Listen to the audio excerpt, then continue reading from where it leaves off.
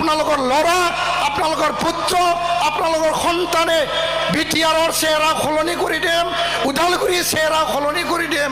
এই শপত, এই সংকল্প মই লৈ পেলাই মোৰ কথা আনি বাচ্চাকে অনুভূতি পাই প্ৰথমটো এই ৰাজনীতিৰ খোজত মই আপোনালোকৰ কাৰণে ৰিক্স লৈ আহিছোঁ।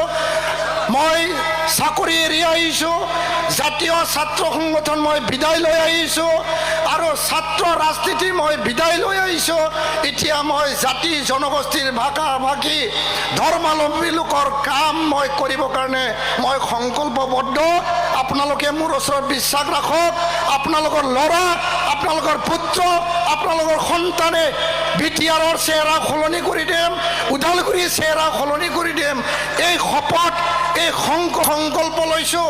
আগন্তুক 5টা বছৰত 2027-28ত যিকোনো বিনিময়ত ওদালগুৰিত মেডিকেল কলেজ আৰু হস্পিটেল নিৰ্মাণ কৰা হ'ব। কাৰণ মই খুজি আনিছোঁ মুখ্যমন্ত্ৰী ডাঙৰীয়াৰ পৰা, আৰু তেওঁ কোকৰাঝাৰত গৈ পেলাই ঘোষণা কৰিছিল যে মংগলদৈত যদি মেডিকেল কলেজ হ'ব পাৰে, TMC যদি হ'ব পাৰে, তামোলপুৰত যদি দ্বিতীয়খন মেডিকেল কলেজ হ'ব পাৰে, ওদালগুৰিতো মেডিকেল কলেজ হস্পিটেল হ'ব পাৰে। আমাৰ ভূটান আছে, অৰুণাচল আছে। ওদালগুৰিবাসী ৰাইজৰ স্বাৰ্থত এই কাম মই কৰিবলৈ মই সংকল্প লৈছোঁ। ওদালগুৰিৰ ইঞ্জিনিয়াৰিং কলেজ নিৰ্মাণৰত হৈ আছে আৰু ইয়াৰ কাৰণে ওদালগুৰিৰ এই ইঞ্জিনিয়াৰিং কলেজ আমাৰ নৱপ্ৰজন্মৰ কাৰণে, ছাত্ৰ ছাত্ৰীৰ কাৰণে আমি মুকলি কৰিব লাগিব। ওদালগুৰি কলেজ, ওদালগুৰি ইউনিভাৰ্চিটিলৈ ৰূপান্তৰ কৰাটো মোৰ দায়িত্ব আৰু বড়োলেণ্ড বিশ্ববিদ্যালয়ৰ কেম্পাছ মই স্থাপন কৰিলোঁ। আৰু ইয়াৰ কাৰণে কৈছোঁ, ৰাইজ আপোনালোকে মোক মৰম দিয়ক।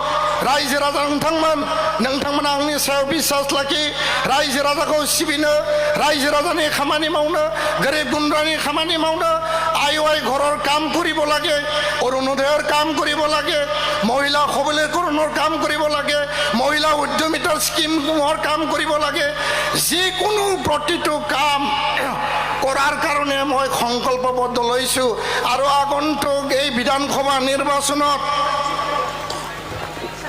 মোক দলে যি সমষ্টিয়ে নিদিয়ক কিয়, এই সমষ্টি আৰু আনটো সমষ্টি, এই সমষ্টিৰ পৰা নতুন নতুন আই ঘৰ, নতুন নতুন অৰুণোদয় সেলফ হেল্প গ্ৰুপক দিয়া কাম, নতুন নতুন মহিলা উদ্যমিতাক দিয়া কাম ৰাজ্য চৰকাৰৰ পৰা, অসম চৰকাৰৰ পৰা লৈ আনিম। কাৰণ এইটো বৰ্তমান চৰকাৰৰ স্কিম নহয়। এই স্কিম প্ৰমোদ বড়োৱে আৰম্ভ কৰিছিল, এই স্কিম অসমৰ মাননীয় মুখ্যমন্ত্ৰী ডাঙৰীয়াই আৰম্ভ কৰিছিল। আৰু ইয়াৰ কাৰণে এইটো অসম চৰকাৰৰ স্কিম। কোনোবা ঠগ প্ৰবঞ্চনা দিব পাৰে, কোনোবা মিছা কথা ক'ব পাৰে, আৰু এইবিলাক কথা বিশ্বাস কৰিব নালাগে।